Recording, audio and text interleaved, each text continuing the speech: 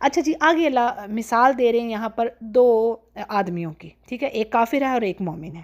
جی اللہ فرماتے ہیں کہ ان کو دو آدمیوں کی مثال بتائیے کہ ان میں سے ایک کو اللہ نے دو باغ انگوروں کے دے رکھے تھے جنہیں کھجوروں کے درختوں نے گھیر رکھا تھا، اور دونوں کے درمیان اللہ نے کھیتی لگا رکھی تھی، اور دونوں باغ اپنا خوب پھل لاتے اور کسی طرح بھی سے بھی انہیں کوئی کمی نہ کرتے. اور اللہ نے ان باغوں کے درمیان نہر بھی جاری کر رکھی تھی تاکہ پانی بھی ان کو صحیح طریقے سے پہنچے دونوں باغوں کو. خوب یعنی اللہ نے اس کو خوشحالی فراوانی دے رکھی تھی اس آدمی کو. ایک دن کیا ہوتا ہے کہ وہ آدمی اپنے ساتھی سے باتوں باتوں میں کہتا ہے کہ دیکھو میں تو تم سے مال میں بھی زیادہ ہوں اور اولاد میں بھی زیادہ ہوں اور نوکر چاکر بھی میرے پاس زیادہ ہے، یعنی میں تو زیادہ مضبوط ہوں تم سے. اور پھر کیا، جب اپنے باغ میں داخل ہوتا ہے تو اپنے آپ پر ظلم کرتا ہے. کیا کہتا ہے کہ میں تو خیال ہی نہیں کرتا یہ چیزیں مطلب یہ ختم ہوگی جو مجھے نعمتیں ملی ہوئی ہیں، اور میں نہیں خیال کرتا کہ قیامت کبھی آئے گی. اور اگر بالفرض ایسا ہو بھی گیا قیامت آ گئی تو جب میں اپنے رب کے پاس جاؤں گا تو میں تو اس سے بھی بہتر یعنی چیزیں پاؤں گا جس نے مجھے دنیا میں اتنا کچھ دے رکھا ہے. یعنی وہ کافر نہ صرف غرور میں مبتلا تھا بلکہ مدہوشی اور اس کی یعنی حالت یہ تھی ڈٹائی کی کہ جی مجھے یہاں پر ملا تو میں تو پتہ نہیں کیا کارتوس چلا رہا ہوں تو مجھے تو وہاں پر بھی سب کچھ ملے گا، یعنی یہ تکبر اس کا.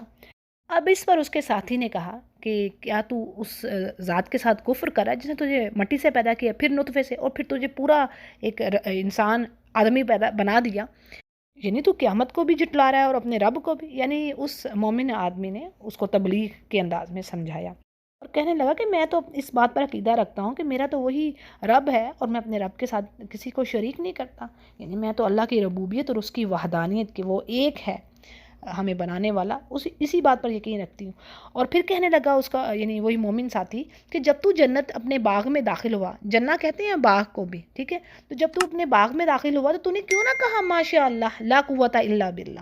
یعنی یہ نصیحت مومن بندہ اپنے کافر دوست سے کہہ رہا تھا. لیکن ہمارے لیے اس میں اب کیا ہے، یہ بات بڑی ہاں میں سمجھ لیجیے اس کو کہ اللہ کی نعمتوں کا شکر ادا کرنے کا طریقہ یہ اللہ نے ہمیں بتا دیا ہے. ٹھیک ہے، یہ حدیث میں آتا ہے کہ جب کسی کو اپنا مال یا اولاد یا یعنی کوئی بھی یہ حال اچھا لگ رہا ہے، جو اللہ نے نعمتیں دی ہیں وہ اچھی لگ رہی ہیں، تو وہ ضرور کہے ما شاء اللہ لا قوت الا باللہ.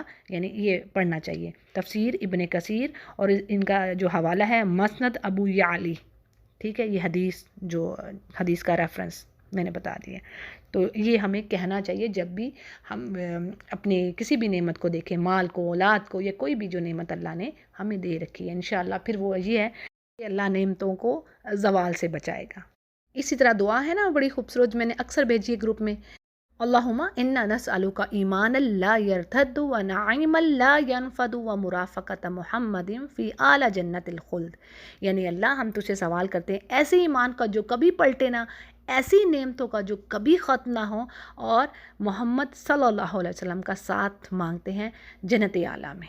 بہت ہی خوبصورت دعا ہے، اس کو یاد کیجیے اور ضرور پڑھیں.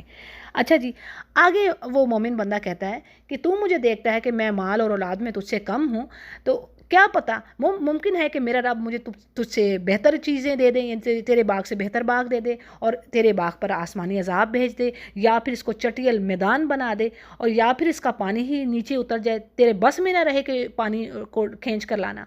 پھر آگے کیا بات آتی کہ یعنی وہی بات ہوئی جو اس مومن بندے نے کہی تھی، یعنی اللہ نے اس کے باغ کو تباہ کیا، سارے کے سارے پھل گھیر لیے گئے. یہاں پر مراد یہ کہ باغ تباہ ہو گیا، اور اس خرچ پر جو اس نے اس باغ میں لگایا تھا اس پر ہاتھ مارنے لگا، اور باغ تو سارا الٹا پڑا تھا. اور پھر کیا کہہ رہا تھا وہ شخص کہ کاش میں اپنے رب کے ساتھ کسی کو شریک نہ ٹھہراتا. یعنی پھر اس وقت احساس ہوا جب نعمتوں کو زوال آ گیا. اور آگے اللہ فرماتے ہیں کہ اس چیز سے بچانے والا کوئی اس کا مددگار نہ ہوا، کوئی حمایتی نہ ہوا، یعنی اس کی کچھ مدد ہی کر دے، کوئی ایسی جماعت نہ ہوئی، اور نہ ہی وہ خود بدلہ لینے کے قابل ہو سکا. تو بات یہ ہے کہ جس کو اللہ تباہ کرے پھر اسے کون بچائے. اور آگے انسانوں کو بتا دیا گیا کہ دیکھو سارے کے سارے اختیارات اللہ ہی کے پاس ہیں، وہ برحق ہے، اور اپنے دوستوں کو یعنی ایمان والوں کو بہتر بدلہ دینے اور یعنی ان کی قدر دانی کرنے میں سب سے بہتر ہے. پھر آگے کہا جا رہا ہے کہ ان کے سامنے دنیا کی زندگی کی مثال بیان کیجئے. یعنی یہ مثالیں انسانوں کے لیے اللہ بیان کر رہا ہے کہ دیکھو دنیا کی زندگی ایسے ہے جیسے پانی ہم آسمان سے اتارتے ہیں، پھر اسے زمین کا جو سبزہ جو ویجیٹیشن زمین اگاتی ہے، فصلیں نکلتی ہیں، اور جب کسان دیکھتا ہے کہ اس کی فصل کتنی جب بڑھ جاتی ہے، کٹنے کے قریب ہو جاتی ہے، یعنی وہ دیکھتا ہے کہ اب مجھے یعنی مال ملے گا، میری تو فصل میں کیسا اضافہ ہو گیا اور بہترین بات ہوئی، تو پھر کیا ہوتا ہے اس کے بعد وہ یعنی جب وہ کٹ جاتی ہے چورا چورا ہو جانا، جسے ہوائیں پھر لیے اڑتی ہیں. یعنی یہ دنیا بھی ایسی ہے کہ جب جوانی ہوتی ہے انسان سوچتا ہے کہ سب کچھ میں کر سکتا ہوں، ایسے ہے یہ کر لوں وہ کر لوں، دنیا کی رونقیں سب میرے لیے ہیں. لیکن جب بڑھاپا آنے لگتا ہے تو پھر کیا اس کا حال رہ جاتا ہے. اللہ تعالیٰ معاف کرے، ارذل العمر سے اللہ بچائے. تو یہ دنیا بھی وہی چیز ہے، یہ ٹیمپرری ہے. جب قبر میں جا کے پتہ چلتا ہے یہ تو سب ختم ہو گیا، یہ تو گل ہوگی، وہی چیز آ گئی کہ دیکھنے میں سب کچھ ہے، جیسے ہی وہ کٹی کھیتی تو کچھ بھی نہ باقی رہا. اور بات یہ ہے کہ یہ جو مال و اولاد ہیں یہ تو سب دنیا ہی کی رونقیں ہیں. یعنی اب دنیا میں انسان مال پر، اولاد پر، قبیلے پر، خاندان پر، اپنی آل پر، نسب پر کس طرح فخر کر رہا تھا. میں جی میرے پاس یہ ہے، میرے گھر والے آج بھی دیکھ لیں لوگ کئی طرح سے اب جن کے پاس مال ہے وہ مال و دولت پر کرتے ہیں. ہم تو جی ہم رئیس ہیں، فلاں ہیں، یہ ہیں، ہماری کیا بات ہے. اور کچھ جو جن کے پاس کچھ ایجوکیشن ہے وہ اپنی اس چیز پہ اترار ہوتے ہیں، ہمارا فلاں بھی یہ ہے، فلاں یہ ہے، فلاں. یعنی بس یہ فخر لہو و لعب یہ کچھ نہیں ہے، یہ اللہ کو نہیں پسند فخر کرنا. ہمارے تو ایسے ہیں، ہمارے ویسے ہیں، ہم اتنے امیر ہیں، ہم ایسے ہیں، یہ اتنی گاڑیاں ہیں. اللہ تعالیٰ کی پناہ ان چیزوں سے. اور اللہ کے نزدیک یہ کچھ چیزیں نہیں ہیں، یہ سب دنیا میں تماشے بازیاں ہیں، فخر کر رہے ہیں ایک دوسرے سے. اللہ کو کیا، اللہ کہتا ہے بھئی باقی جو رہ جانا ہے وہ ہے نیکیاں، جو تیرے رب نے جو اصل میں پتہ لگے کہ قبر میں جا کے کہ بادشاہ بھی کیا لے کے جاتا ہے قبر میں. اللہ ہمیں سمجھ عطا فرمائے. تو یہ جو باقیات ہیں نا صالحات، یہی ہیں جو ہمارے کام آئیں گی، کچھ اور کام نہیں آنا. اگر ہم مر گئی تو کسی نے ہمیں اچھے الفاظ میں یاد کر لیا، انشاءاللہ وہی ہمارے کام آئے گا. تو بڑا ضروری ہے ہمیں اپنی آنکھیں کھولنی ہیں یا رب. جی یہاں پر مفسرین بتا رہے ہیں باقیات الصالحات میں کیا چیزیں ہیں، کون کون سی نیکیاں ہیں. اب کسی نے، بعض کہتے ہیں کہ جی نماز کو، کسی نے تسبیح کو، اور کسی نے تکبیر و تحلیل کو، اور کسی نے اعمال خیر کو یہ قرار دیا کہ یہ نیکیاں ہیں باقیات الصالحات. اور لیکن یہاں پر وہ کہہ رہے ہیں کہ صحیح بات یہی ہے کہ یہ عام ہے، تمام نیکیاں اس میں شامل ہیں، تمام فرائض، واجبات، جو سنتیں ہیں، نوافل ہیں، سب باقیات الصالحات ہیں، آپ کی جو بھی نیکیاں ہیں. ہاں اس پر میں ایڈ کرتی چلوں، میں نے کئی بار بتایا کہ یہ جو تیسرا کلمہ پڑھتے ہیں نا ہم، سبحان اللہ والحمد للہ ولا الہ الا اللہ واللہ اکبر ولا حول ولا قوت الا باللہ العلی العظیم، اس کو کثرت سے پڑھا کریں. یہ بھی باقیات الصالحات ہیں، یہ اوتھینٹک بات آپ کو بتا رہی ہوں. ٹھیک ہے جی، آگے چلتے ہیں. اگلی آیات میں قیامت کا نقشہ کھینچا گیا کہ اللہ فرماتے ہیں کہ اس دن ہم پہاڑوں کو چلائیں گے، یعنی پہاڑ دھنی ہوئی اون کی طرح ہو جائیں گے. سورۃ القاریہ میں بات آتی ہے نا، یعنی پہاڑ اپنی جگہ سے ہل جائیں گے اور ایسے وہ اڑتے پھریں گے. اور زمین کو صاف کھلا یعنی ہموار کر دیا جائے گا، اور تمام لوگوں کو اللہ اکٹھا کر لے گا، ان میں سے ایک کو بھی باقی نہ چھوڑے گا. یعنی تمام اولین اور آخرین سب کے سب، کافر مومن سب اس دن یعنی زمین پر جمع ہو جائیں گے. ہر کوئی اپنی قبر سے نکلے گا، کوئی بھی چھپ نہ پائے گا. اور سب کے سب لائن میں یعنی ایک صف میں اللہ کے سامنے کھڑے ہوں گے. اور یعنی انسانوں سے کہا جا رہا ہے کہ تم ہمارے پاس اسی طرح آؤ گے جس طرح ہم نے تمہیں پہلی مرتبہ پیدا کیا تھا، لیکن تم تو اسی خیال میں تھے کہ تم ہرگز کوئی وعدے کا وقت ہی نہیں ہے، یعنی یہ تو ہونا ہی نہیں ہے. اور نامہ اعمال سامنے رکھ دیے جائیں گے، اور پس آپ دیکھیں گے کہ گنہگار اپنی جو تحریر، اپنے اعمال نامے اس کو دیکھ کے خوف زدہ ہوں گے اور کہہ رہے ہوں گے کہ ہائے ہماری خرابی، یعنی تباہی ہم پر، کہ یہ کیسی کتاب ہے جس نے نہ کوئی چھوٹی چیز چھوڑی ہے نہ بڑی چیز، ہر چیز کا احاطہ کر لیا، گھیر لیا ہر چیز کو، نہ چھوٹی سے چھوٹی نہ بڑی سے بڑی. جو عربی کے ورڈ ہیں وہ کمال ہیں، دل میں اتر جاتے ہیں، ایسی تاثیر ہے. لا یغادر صغیرۃ ولا کبیرہ، نہ چھوٹا نہ بڑا، یعنی اللہ نے ہر چیز کو احاطہ کر لیے. ہم کیا سمجھ رہے ہیں، دیکھیں ذرا. اور اللہ کہہ تو رہے ہیں جگہ جگہ بھی تمہارے اعمال کاپی ہو رہے ہیں، اور پھر جب وہ اعمال نامہ دیکھیں گے تو روئیں گے اور کہیں گے کہ کاش ہماری موت ہی آ جائے. یعنی مختلف آپ باتیں قرآن کریم میں مختلف جگہوں پر پاتے ہیں.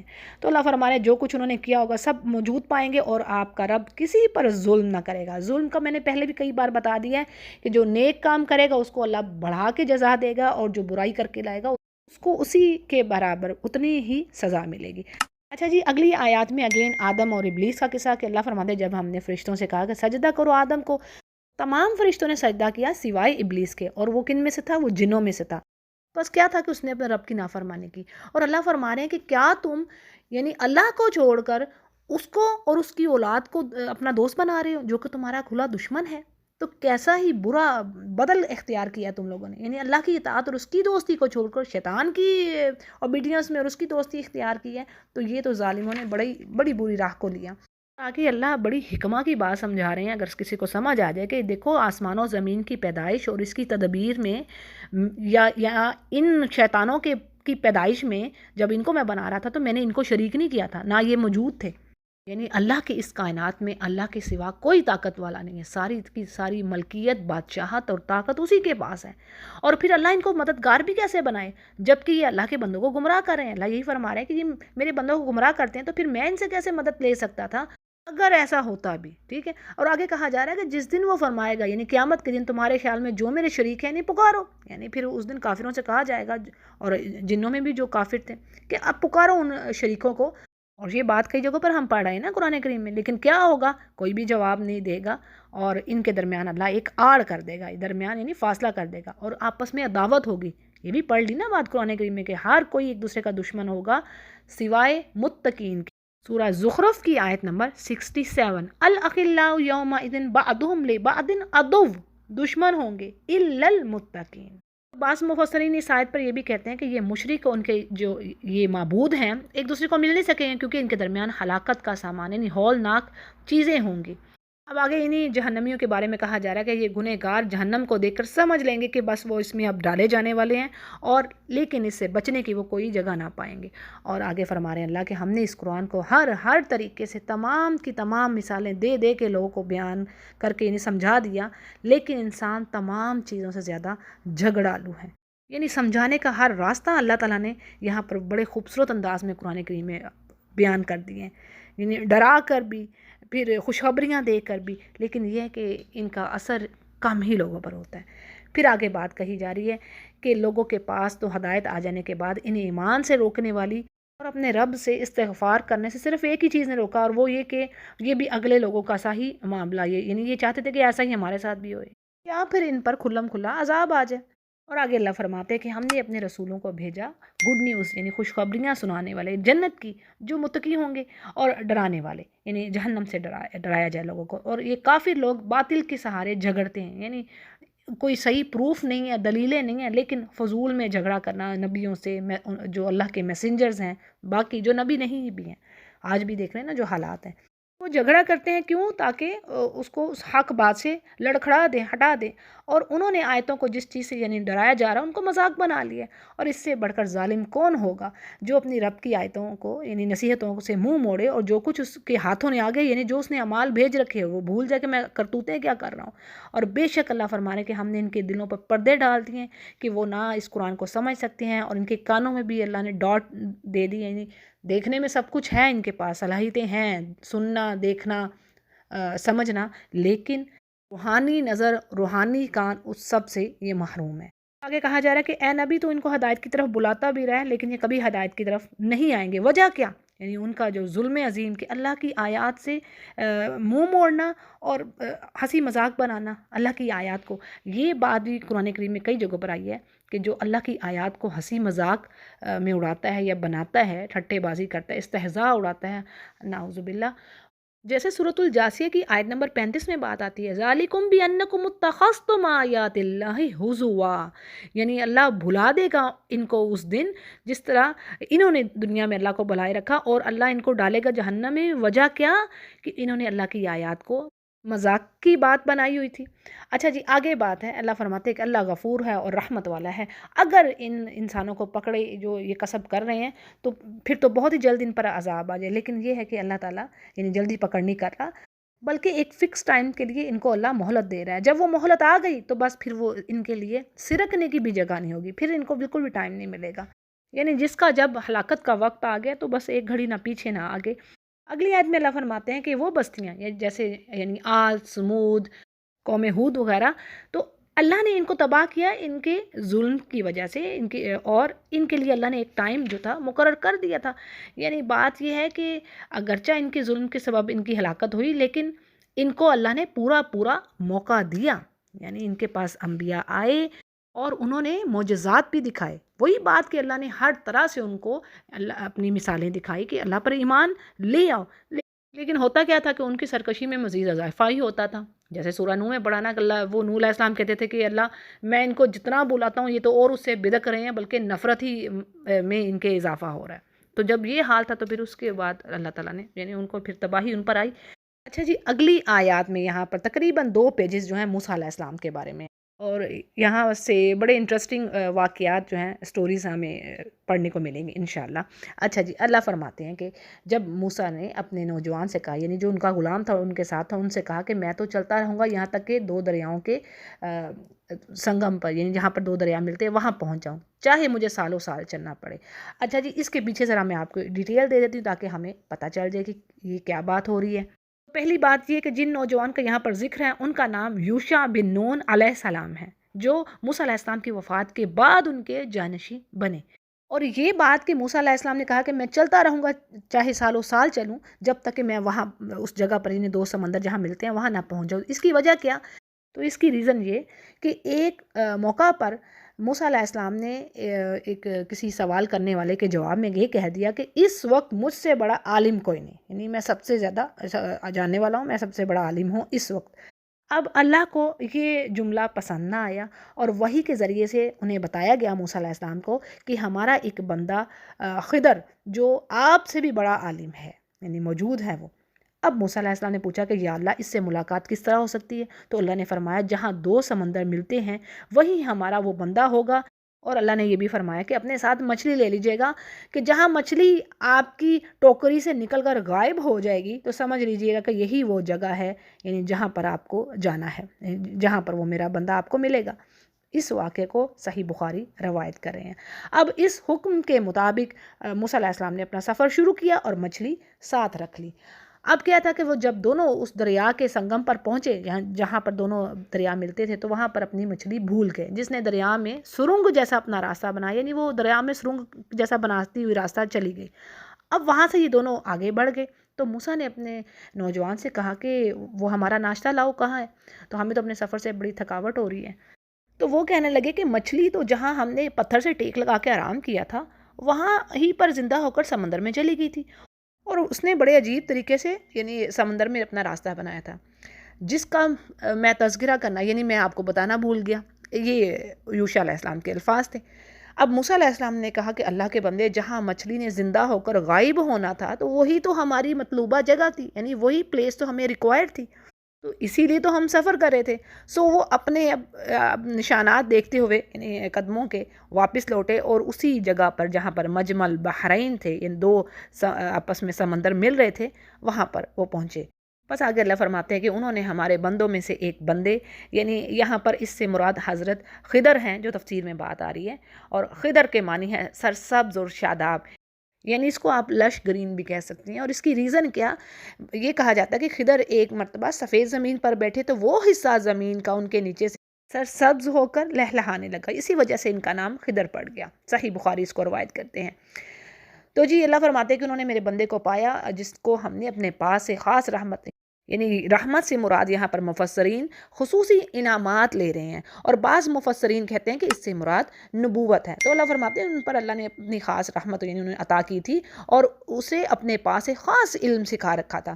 یعنی اس علم نبوت کے علاوہ یعنی موسیٰ علیہ السلام پر بھی تو وہ بھی نبی تھے، لیکن فرق یہ تھا کہ موسیٰ علیہ السلام کے پاس وہ علم نہیں تھا جو خضر علیہ السلام کو اللہ نے دیا تھا. اور خاص یہاں پر اللہ نے خود قرآن کریم میں بتا دیا کہ ان کو میں نے ایک خاص یعنی علم دیا تھا. اب جب موسیٰ علیہ السلام نے ان سے ملاقات کی تو ان سے کہا کہ میں آپ کو فالو کرتا ہوں، آپ کی تابعداری کرتا ہوں، آپ مجھے وہ نیک علم سکھا دیں جو آپ کو اللہ نے سکھایا ہے. اس پر خضر کہنے لگے کہ آپ میرے ساتھ ہرگز صبر نہیں کر سکتے، کیونکہ جس چیز کا آپ کو علم ہی نہیں ہے اس پر صبر کیسے کر سکتے ہیں؟ یعنی آپ کی پیشنس میرے ساتھ نہیں چل سکتی. تو اس پر موسیٰ نے جواب دیا کہ انشاءاللہ آپ مجھے صبر کرنے والوں میں سے پائیں گے اور کسی بات میں بھی میں آپ کی نافرمانی نہیں کروں گا. تو انہوں نے کہا اچھا ٹھیک ہے آپ میرے ساتھ چلیے، یعنی اگر آپ اصرار کر رہے ہیں تو ٹھیک ہے، لیکن یاد رکھیے کہ آپ نے مجھ سے کسی چیز کے بارے میں پوچھنا نہیں ہے جب تک کہ میں خود نہ اس چیز کے بارے میں بتاؤں. اچھا جی، پھر وہ دونوں چلے یہاں تک کہ ایک کشتی میں سوار ہوئے تو خضر نے اس کشتی کے تختے توڑ دیے. موسیٰ علیہ السلام نے کہا آپ اسے توڑ رہے ہیں کہ کشتی والوں کو تاکہ ڈبو دیں؟ یہ تو آپ نے بڑی خطرناک بات کر دی. تو خضر نے اس پر جواب دیا کہ میں نے تو آپ سے پہلے ہی کہا تھا کہ آپ میرے ساتھ صبر نہیں کر سکیں گے. تو موسیٰ نے جواب دیا کہ میری بھول پر مجھے پکڑیے مت، اور میرے کام میں تنگی نہ کیجیے، یعنی میرے ساتھ سختی کا معاملہ نہ کیجیے۔ اب کیا تھا کہ پھر دونوں چل پڑے، یہاں تک کہ ایک لڑکے کو خضر نے پایا، انہوں نے اس کو مار ڈالا، یعنی خضر نے اس لڑکے کو مار ڈالا۔ موسیٰ نے کہا کہ آپ نے ایک پاک جان کو بغیر کسی جان کے عوض مار ڈالا، یعنی بغیر حق، کوئی ریزن نہیں تھے اس کے قتل کی، تو بے شک آپ نے تو بڑی ہی ناپسندیدہ حرکت کی ہے۔ تو بات یہ ہے کہ جو شریعت موسیٰ علیہ السلام کو دی گئی تھی، اب اس کے مطابق تو یہ کام شریعت کے خلاف تھا، یعنی ناحق کسی جان کو قتل کر دینا، لیکن خضر جو تھے وہ اللہ کے حکم کی پابند تھے، یعنی وہ اس کی وجہ سے وہ کام کر رہے تھے، کیونکہ اللہ نے انہیں کہا ہوتا یہ کام کیجئے، اور موسیٰ اس سے بے خبر تھے۔ اور بات یہ کہ آگے چل کے ہمیں ڈیٹیل پتہ چلے گی، ان واقعات میں، ان چیزوں میں ہمارے لیے لیسن ہے، یعنی تا قیامت جن جن لوگوں نے اس کو پڑھنا تھا ان کے لیے سمجھ تھی کہ اگر کوئی بے گناہ کے ساتھ کچھ ایسا ہو گیا، ظلم ہو گیا یا وہ مارا گیا ہے، تو اللہ کو پتہ ہے، اللہ جانتا ہے بھئی اس کے پیچھے کیا وزڈم ہے، اس کے لیے شاید وہی بہتر تھا، یعنی اللہ نوز۔ اچھا جی، یہ تو ایک میں نے ایکسٹرا بات کی ہے۔ وہ کہنے لگے کہ میں نے تمہیں کہا نہیں تھا، یعنی خضر کہنے لگے موسیٰ سے کہ آپ نہیں چل سکتے میرے ساتھ۔ تو اس پر موسیٰ علیہ السلام جواب دینے لگے کہ اب اگر کسی چیز کے بارے میں نے سوال کیا تو بے شک اب آپ مجھے اپنے ساتھ نہ رکھیے گا، اور یقیناً میری طرف سے یعنی آپ کو عذر پہنچ گیا۔ پھر کیا تھا، پھر دونوں چلے اور گاؤں والوں کے پاس آئے، یعنی کوئی بستی آئی ہوگی ان کے راستے میں، تو ان سے کھانا طلب کیا۔ اب وہ بستی والوں نے مہمانداری کرنے سے انکار کر دیا، یعنی کھانا نہ دیا۔ حالانکہ جو بات آتی ہے کہ مسافروں کو کھانا کھلانا اور مہمان نوازی کرنا ہر شریعت کی ایک اخلاقی ٹیچنگ رہی ہے، یعنی یہ امپورٹنٹ پارٹ رہا ہے۔ اس لیے آپ صلی اللہ علیہ وسلم نے فرمایا جو اللہ اور یوم آخرت پر ایمان رکھتا ہے اسے چاہیے کہ مہمان کی عزت اور تکریم، یعنی اس کا آنر کرے۔ اچھا، اس پر کیا تھا، یعنی بستی والوں نے تو انکار کر دیا ان کو کھانا دینے سے، مہمانداری کرنے سے۔ اب وہاں پر ان دونوں نے ایک دیوار پائی جو کہ بالکل گرنا چاہتی تھی، اس بستی پر وہ گر جاتی تو یعنی ان کو تو تباہ کرتی۔ خضر نے اس دیوار کو ٹھیک کر دیا اور درست کر دیا۔ اب موسیٰ علیہ السلام کو تو بستی والوں کے رویے سے پہلے ہی ذرا ان کو وہ خوش نہیں تھے، تو خضر کی اس بلا معاوضہ احسان پر وہ بول پڑے کہ جب ان بستی والوں نے ہماری ضرورت کو پورا نہیں کیا تو آپ نے ان کے ساتھ یہ احسان کیوں کیا؟ تو یعنی آپ کو چاہیے تھا آپ اس پر اجرت لیتے۔ تو اس پر انہوں نے کہا، خضر نے کہا کہ بس یہ جدائی ہے میرے اور آپ کے درمیان، یعنی اب معاملہ ختم ہو گیا، کیونکہ انہوں نے کہہ دیا تھا نا موسیٰ علیہ السلام نے کہ اب اگر میں نے کوئی سوال کیا تو میرے اور آپ میں جدائی تھی، اب یعنی پھر میں آپ کے ساتھ نہیں رہوں گا۔ تو اب انہوں نے آخری بات پوچھ لی، تو انہوں نے کہا کہ جی اب آپ کا اور میرا راستہ جدا ہے۔ اور اس پر حدیث کے الفاظ آتے ہیں کہ آپ صلی اللہ علیہ وسلم فرماتے ہیں کہ اگر موسیٰ علیہ السلام اس پر بھی پیشنس رکھتے تو ہمیں مزید سٹوریز سننے کو ملتی۔ اچھا جی، پھر خضر نے کہا کہ اب یعنی علیحدگی سے پہلے میں آپ کو ان تینوں واقعات، جو 3 سٹوریز تھی نا، ان کی میں آپ کو حقیقت ضرور بتا دوں، تاکہ موسیٰ علیہ السلام کسی غلط فہمی کا شکار نہ ہو جائیں، یعنی وہ یہ نہ سمجھ لیں کہ یہ ان کو نبوت کا علم دیا گیا ہے، بلکہ کیا تھا کہ اللہ نے ان کو بعض ایسے کاموں کا علم دیا تھا جو اللہ کی حکم کے تحت، اللہ کی مرضی کے تحت تھا، یعنی اللہ کی مرضی سے وہ کام کرتے تھے۔ اسی لیے کچھ ایسے کام کیے انہوں نے جو شریعت کے مطابق جائز نہیں تھے، ٹھیک ہے؟ تو موسیٰ علیہ السلام یعنی اس چیز پر وہ بالکل وہ برحق تھے کہ وہ خاموش نہیں رہ سکے، کیونکہ انہیں ان کاموں کا علم نہ تھا۔ اسی طرح بعض اہل علم کی رائے یہ ہے جی کہ خضر انسانوں میں سے نہیں تھے، اور بعض اس کے برعکس یعنی دوسری رائے رکھتے ہیں کہ نہیں، وہ انسانوں میں سے تھے اور نبوت کے وہ قائل ہیں، یعنی کہ وہ کہتے ہیں کہ ان کو نبوت اللہ نے دی تھی۔ اچھا جی، اب وہ ریزنز پڑھتے ہیں سٹوریز کی۔ تو پہلا واقعہ جس میں کشتی کے انہوں نے تختے اکھیڑ دیے، اس کے بارے میں بتایا جاتا ہے کہ وہ مسکینوں کی کشتی تھی جو دریا میں کام کرتے تھے، اور خضر نے اس لیے اس میں کچھ توڑ پھوڑ کا ارادہ کر لیا کیونکہ اس دریا کے دوسرے کنارے پر ایک ایسا بادشاہ تھا، یعنی جو ظلم کر رہا تھا، کہ جس کی کشتی کو وہ صحیح سالم جو یا نہیں دیکھتا کہ اچھی حالت میں ہوتی تو وہ اس کو جبراً ضبط کر لیتا ہے، یعنی چھین لیتا ان سے۔ تو خضر نے ان کی کشتی میں نقص ڈال دیا تاکہ ان مسکینوں کی کشتی وہ بادشاہ نہ چھین سکے۔ سبحان اللہ، یہ میسج ہے، میں نے وہی جیسے پیچھے بات کی کہ یہ میسج ہم لوگوں کے لیے ہے کہ اگرچہ دیکھنے میں وہ چیز شر نظر آ رہی ہے، اچھی چیز نہیں نظر آ رہی ہے، پریشان کن ہے، بظاہر ان کا نقصان ہوا، لیکن جب وہ دوسرے کنارے پر پہنچے ہوں گے تو انہیں آئیڈیا ہو گیا ہوگا کہ بھئی یہ نقصان تو چھوٹا ہے، بجائے اس کے کہ ساری کی ساری کشتی ہی چھن جاتی، تو انہوں نے تو اس نقصان پہ شکر کیا ہوگا۔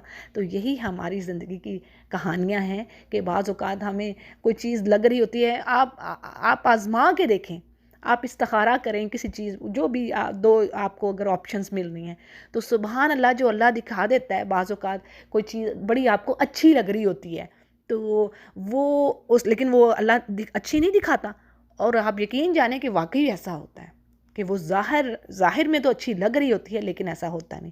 تو اسی طرح بعض اوقات کچھ ایسی مشکلیں آتی ہیں لیکن پیچھے ان کے خیر ہی آ رہا ہوتا ہے۔ سبحان اللہ، یہ اللہ کا کرم اور فضل، لیکن اللہ کی جو خوبصورت حکمتیں ہیں وہ کون جانے۔ تو اسی لیے ان سین پر بلیو کرنا، اور جو قدر ہے اس پر توکل اور اللہ کا شکر ہر حالت میں۔ اچھا جی، آگے وہ کہتے ہیں کہ وہ جو نوجوان تھا جس کو قتل کیا انہوں نے، اس کے ماں باپ ایمان والے تھے، اور ان کو یہ خوف ہوا، یعنی خضر کو، کہ کہیں یہ اپنی سرکشی اور کفر سے ان کو عاجز نہ کر دے۔ یعنی وہ جو بیٹا تھا، ہو سکتا ہے وہ سرکش ہوتا، وہ ایمان والا نہ ہوتا، تو اس ڈر سے اللہ کے حکم سے انہوں نے اس لڑکے کو قتل کیا، اور اللہ نے پھر اس کے بدلے ان کو بہتر اولاد دی، پاکیزہ اولاد دی، جو کہ اس لڑکے کے جیسے نہ تھی۔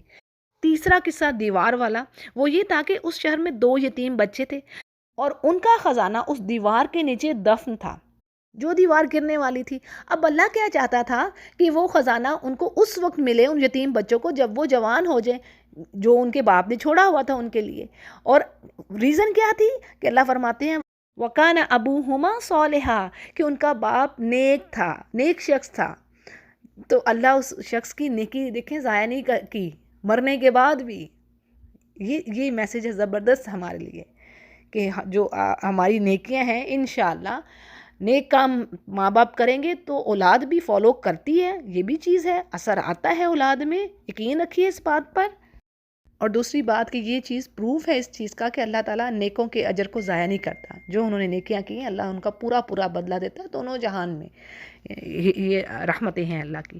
اچھا جی، آگے بات آتی ہے، وہ کہتے ہیں، خضر کہتے ہیں کہ یہ ساری حقیقت تھی ان واقعات کے پیچھے، یعنی میں نے کوئی کام بھی اپنی مرضی سے نہیں کیا، اپنے رب کے کہنے پر کیا ہے۔ تو اس میں یہ وہ کہتے ہیں جی، ایک جو دوسری رائے ہے کہ خضر کے نبوت کے جو قائل ہیں وہ کہتے ہیں یہ دوسری دلیل ہے کہ جس سے پتہ چلتا ہے کہ خضر کو نبوت ملی تھی، کیونکہ کسی بھی غیر نبی کے پاس اس قسم کی وحی نہیں آتی، کہ یعنی اتنے بڑے انہوں نے اتنے اہم کام کیے ہیں، تو ظاہر ہے اللہ کے کہنے پر، وحی کے آنے پر ہی انہوں نے یہ کام کیے ہیں۔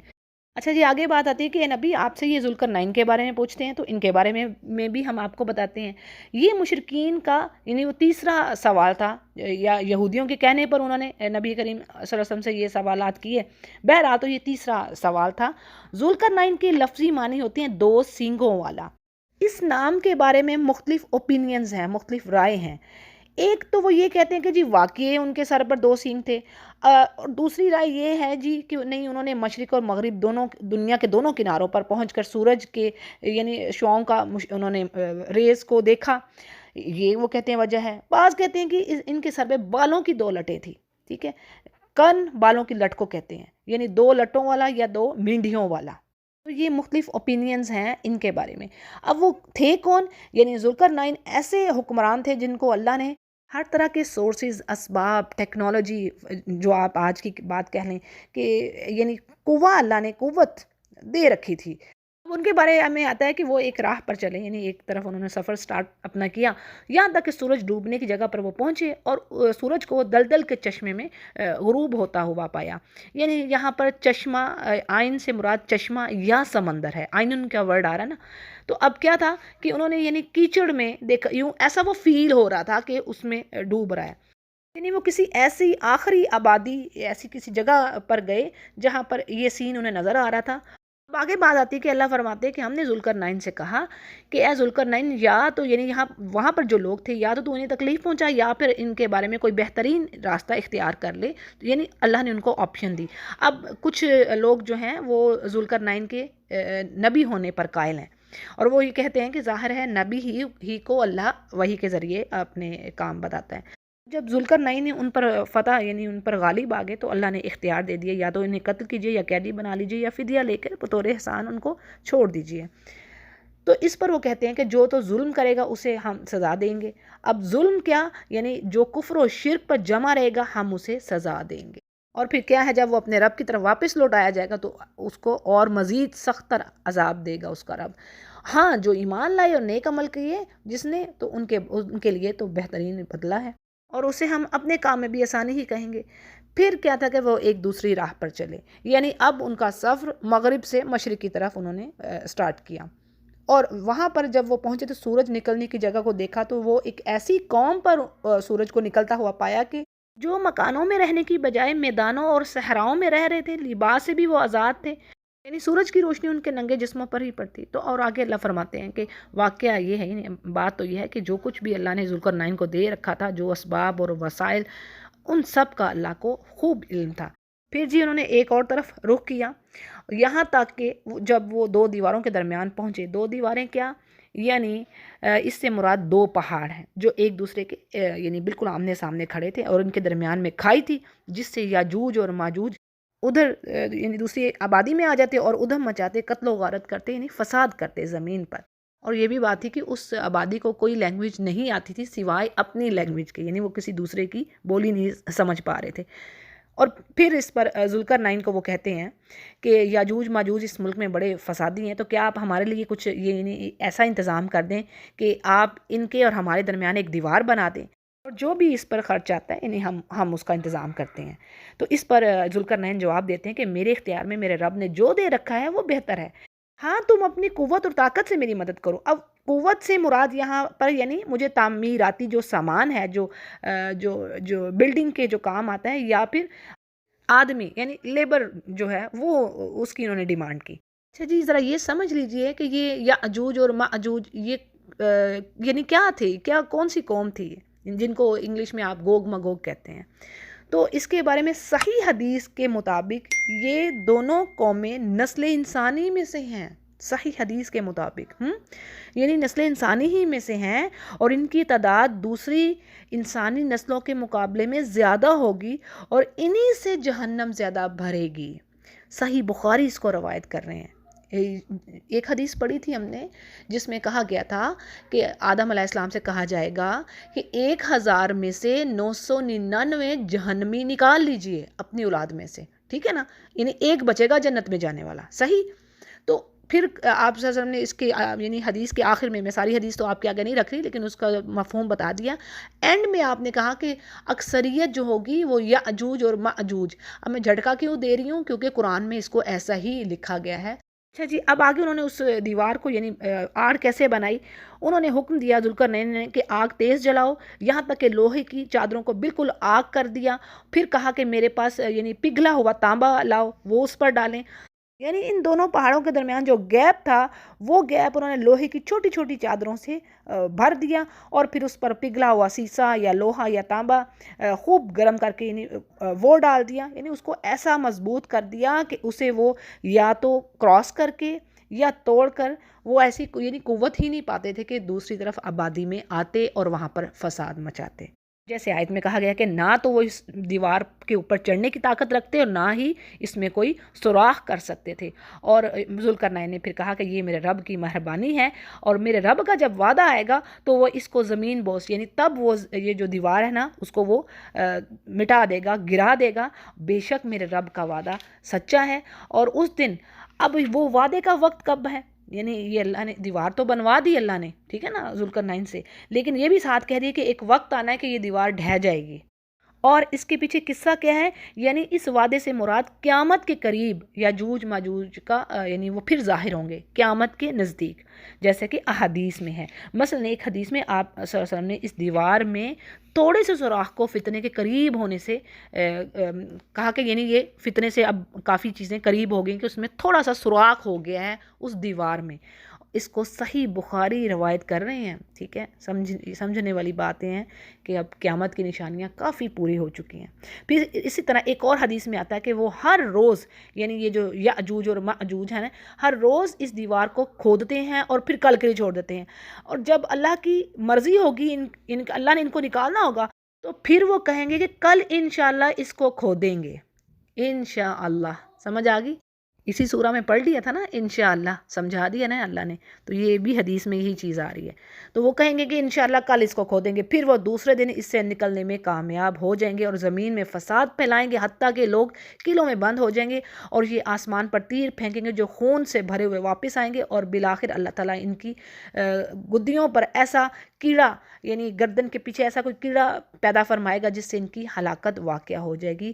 اس حدیث کو مسند احمد، جامعہ ترمذی اور صحیح البانی اس کو روایت کرتے ہیں۔ اچھا جی، ذرا اس کو تھوڑی سی اور میں ڈیٹیل دے دیتی ہوں کوئکلی، کہ کچھ لوگ کہتے ہیں جی تاتاریوں کا حملہ مسلمانوں پر ہوا، منگول جو تھے چنگیز، یہ سب روسی یا چینی قومیں یہی تھی، یاجوج اور ماجوج تھے، لیکن بات یہ آتی ہے، وہ کہتے ہیں کہ نہیں جی، اس سے انہوں نے سیاسی غلبہ نہیں لینا، یعنی انہوں نے سیاست میں وہ آگے نہیں بڑھنا چاہ رہے، یعنی ملکوں کو نہیں انہوں نے لینا تھا، بلکہ وہ قتل و غارت میں اور شر فساد میں وہ غلبہ لینا چاہتے تھے۔ اور یہ بھی بات آتی ہے جیسے کہ حدیث میں بیان ہوا کہ وہ وبائی مرض سے سب کے سب ایک ہی بار میں ختم ہو جائیں گے۔ اور پھر کیا کہا جا رہا ہے کہ اس دن ہم آپس میں ایک دوسرے میں یہ مکس ہو جائیں گے اور ان کو چھوڑ دیں گے، یعنی جب یہ یاجوج اور ماجوج نکلیں گے اور سور پھونک دیا جائے گا سب کو اکٹھا کر کے، یہ پھر قیامت کی بات ہے کہ سور پھونک دیا جائے گا اور سب کو اکٹھا کر کے جمع کر لیا جائے گا، اور اس دن ہم جہنم کو بھی کافروں کے سامنے لا کھڑا کریں گے۔ یہ بھی بات کئی جگہوں پر پڑھ لی کہ جہنم بھی سامنے ہوگی اور متقین کے نزدیک جنت کر دی جائے گی، ٹھیک ہے۔ اور جن کی آنکھیں میری یاد سے پردے میں تھی، یعنی وہ اللہ کی یاد سے غافل تھے، یعنی حق بات کو وہ سن بھی نہیں سکتے تھے، اور یہ کافر کیا خیال کرتے ہیں کہ میرے علاوہ میرے بندوں کو اپنا حمایتی بنا لیں گے، سفارشی، یعنی یہ سمجھتے ہیں کہ یہ سفارش کریں گے، یہ وسیلے ہیں، ایسا ہرگز نہیں ہے۔ اور سنو، ہم نے تو کافروں کی جو مہمانی ہے وہ جہنم، یعنی اس کو ہم نے تیار کر رکھا ہے۔ اگلی آیت بڑی اہم ہے، اللہ فرما رہے ہیں کہ کیا میں آپ کو ان لوگوں کے بارے میں بتاؤں جن کے اعمال ضائع ہو گئے، یعنی جو خسارے میں رہنے والے ہیں، اور وہ گمان کیا رکھ رہے ہیں، وہ سوچ کیا رہے ہیں کہ وہ بڑے اچھے کام کر رہے ہیں دنیا میں، یعنی وہ جن کی اللہ نے کہا دنیا میں کوششیں بیکار گئیں، اللہ نے ایکسیپٹ ہی نہیں کرنی۔ اللہ تعالیٰ معاف فرمائے، اللہ ایسا میں سے نہ کرے، ٹوٹے پھوٹے سے ہمارے کام ہے، اللہ بس ایکسیپٹ کرے۔ لیکن کیا ہے کہ اللہ فرما رہے ہیں وہ یہ سوچ رہے ہوں گے کہ جی اچھے کام ہو رہے ہیں، لیکن اللہ قبول نہیں کرے گا اور وہ خسارہ پانے والوں میں سے ہوں گے۔ اچھا جی، اب یہ کون سے لوگ ہیں؟ تو یہاں پر تفسیر میں بات آتی ہے کہ بعض کہتے ہیں کہ یہود و نصارہ ہیں، بعض مفسرین کہتے ہیں کہ خارج اور دیگر اہل بدعہ، ٹھیک ہے، اہل بدعت جن کو اردو میں آپ کہہ لیں، اور یہ چیز بھی ہوگی۔ دوسرا ایک گروپ وہ کہتے ہیں یہ ہو سکتے ہیں، اور بعض کہتے ہیں کہ یہ مشرکین ہیں۔ تو بہرحال یہاں پر اینڈ کی رائے یہ آ رہی ہے، وہ کہتے ہیں کہ یہ صحیح بات یہ ہے کہ یہ آیت عام ہے، اس میں وہ ہر فرد اور گروہ شامل ہوگا جس کے اندر یہ کوالٹیز آ رہی ہیں۔ یعنی اہل بدعہ بھی دیکھیں نا، وہ کام کر رہے ہیں جو اللہ نے کہا نہیں ہے، تو اللہ کیسے ایکسیپٹ کرے گا؟ پھر اسی طرح حدیث میں آتا نا، ایک شخص آئے گا، بدعت کے بارے میں بھی نہیں ہے، ایک دوسری بات آ رہی ہے کہ جس کے پاس روزے ہوں گے، عمرے ہوں گے، نمازیں ہوں گی، اتنے اچھے کام ہوں گے، لیکن کسی کو اس نے گالی دی ہوگی، کسی کا حق مارا ہوگا، کسی کو برا بھلا کہا، اس کے سارے نیک اعمال وہ لے جائیں گے لوگ، اور لیکن لوگوں کی ڈیمانڈز نہ ختم نہ ہوں گی، اور وہ لوگوں کے گناہوں کو لے کر جہنم میں جائے گا، اللہ تعالیٰ معاف کرے۔ تو وہ اس سے بڑا خسارے والا کون؟ آگے ان لوگوں کے بارے میں اللہ فرما رہے ہیں، یہ تو وہی لوگ ہیں، یعنی جو اللہ کی آیات سے کفر کرتے اور اللہ کی ملاقات پر یقین ہی نہیں رکھتے تھے، اور ضائع گئے ان کے اعمال، اور ان کے لیے اللہ قیامت کے دن اسکیل بھی نہیں رکھے گا، یعنی تولے گا نا وزن، اللہ نے کہا ہے نا، جیسے ہم کوئی اذکار پڑھنے کہ اس کا بہت وزن ہوگا فلاں، سبحان اللہ و بحمدہ سبحان اللہ العظیم، یعنی یہ الفاظ ترازو کو بھر دینے والے ہیں، جو زمین و آسمان کے درمیان جتنا گیپ ہے اس سب کو نیکیوں سے بھر دیں۔ تو یعنی کچھ ایسے کلمات ہیں، اور بھی اس کے علاوہ اذکار ہیں کہ جو ہیویسٹ ڈیڈز میں آ رہے ہیں، تو وہ ترازو بھرے گا نا، لیکن اللہ نے ان کے لیے ترازو لگانا ہی نہیں۔ اور جیسے شرک کرنے والوں کے بارے میں سورۃ الفرقان میں پڑھا نا، اللہ فرماتے ہیں کہ ان کے میں اعمال کو اس طرح اڑا دوں گا، جو ذرے، جو آپ جن کو ہاتھ سے پکڑ بھی نہیں سکتے، ایسے ذرات، جیسے اس میں تفسیر میں بتایا گیا تھا نا کہ جب روشنی کسی جگہ سے آ رہی ہوتی ہے اور آپ دیکھیں کہ روشنی میں ہلکے ایسے ذرات ہوتے ہیں جن کو آپ ہاتھ سے پکڑنا چاہیں تو نہ پکڑ سکیں، تو ایسے اللہ ان کے اعمال کو کر دے گا، اللہ تعالیٰ معاف فرمائے۔ اور اللہ فرماتے ہیں یہی ان کی جزا ہے جہنم، اس وجہ سے کہ انہوں نے کفر کیا اور اللہ کی آیات کو ہنسی مذاق بناتے تھے، اور یعنی رسولوں کو بھی۔ پھر آگے بات آ رہی ہے، بے شک وہ لوگ جو ایمان لائے اور عمل صالح کیے ان کے لیے جنت الفردوس کی مہمانی ہے، اور جہاں وہ ہمیشہ رہیں گے، اور جس کو وہ بدلنے کا وہاں سے ارادہ نہ کریں گے. یعنی اہل جنت جنت کی نعمتوں سے کبھی اکتائیں گے نہیں، اور وہ اپنی جگہ کو کسی دوسری جگہ سے بدلنا بھی نہیں چاہیں گے. لیکن آج ایسا نہیں ہے نا، تو یہ جنت میں انشاءاللہ ہوگا.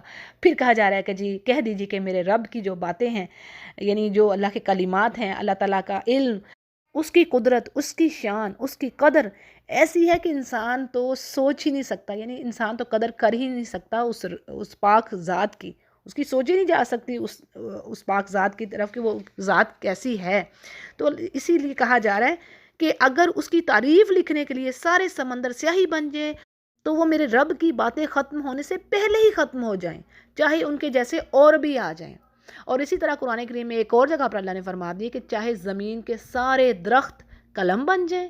امیجن کریں سارے درخت کتنی قلمیں ہوں گی، اور سمندروں میں کتنا پانی ہے، وہ سب سیاہی بن جائیں اور ان جیسے اور آ جائیں، تو بھی اللہ کی تعریف ختم نہ ہو. وہ پاک ذات ہے. رب کریم تو ہمیں اپنی محبت نصیب فرما، ایسا ایمان نصیب فرما جو کبھی نہ پلٹے، اور ہمیں ہمارے پیاروں کو یا رب کریم تو جنت الفردوس میں جگہ دے دے. اونچے درجے میں ہم اس قابل نہیں ہیں، تیری رحمت ہے، تیرا کرم ہے. اچھا جی، اب آخری آیات ہیں کہ اللہ فرما رہے کہ ان سے کہہ دیجئے کہ بے شک میں تو بشر ہوں، یعنی تمہارے جیسے ہی بشر ہوں. مثلکم انا بشر مثلکم، ہاں میرے پر وحی آ رہی ہے، اور بے شک تمہارا الہ ایک ہی ہے. یعنی مجھے اللہ نے بشر ہی بنایا، لیکن مجھ پر وحی آتی ہے، اللہ نے مجھے چوز کیا ہے. یعنی وہ سید الانبیاء ہیں، خیر البشر، سب سے بہترین انسان. تو یہ چیزیں تو ظاہر اللہ نے کہا میں میسنجرز چن لیتا ہوں، لیکن وہ تھے تو بشر ہی. یعنی اللہ نے کئی جگہوں پر تو بتا دیے کہ بھئی انبیاء بھی بشر ہی ہوتے ہیں، انسان ہوتے ہیں. ہاں اللہ ان کو اولاد بھی دیتا ہے، بیویاں بھی دیتا ہے، لیکن اللہ نے ان کو رتبے دے دیے. وہ معصوم ہوتے ہیں، پاکیزہ ہوتے ہیں، درجات میں وہ عام انسانوں سے بہت بلند تر ہیں. اور آگے کہا جا رہا ہے کہ جو اس بات کی امید رکھتا ہے، آرزو رکھتا ہے کہ وہ اپنے رب سے ملاقات کرے گا، تو اس کو چاہیے کہ نیک اعمال کرے اور اپنے رب کی عبادت میں کسی کو شریک نہ ٹھہرائے. یعنی جس نے شرک کر دیا اس کے سارے اعمال ضائع ہو جائیں گے. یہ حتیٰ کہ نبی کریم صلی اللہ علیہ وسلم کو کہہ دیا گیا، لیکن میسج ہمارے لیے کہ جس نے شرک کیا حبطت اعمالہم، ضائع ہو گئے، خسارہ میں رہا وہ شخص. تو جی الحمدللہ ہمارا 15واں جز بھی مکمل ہوا. وآخر دعوانا ان الحمدللہ رب العالمین.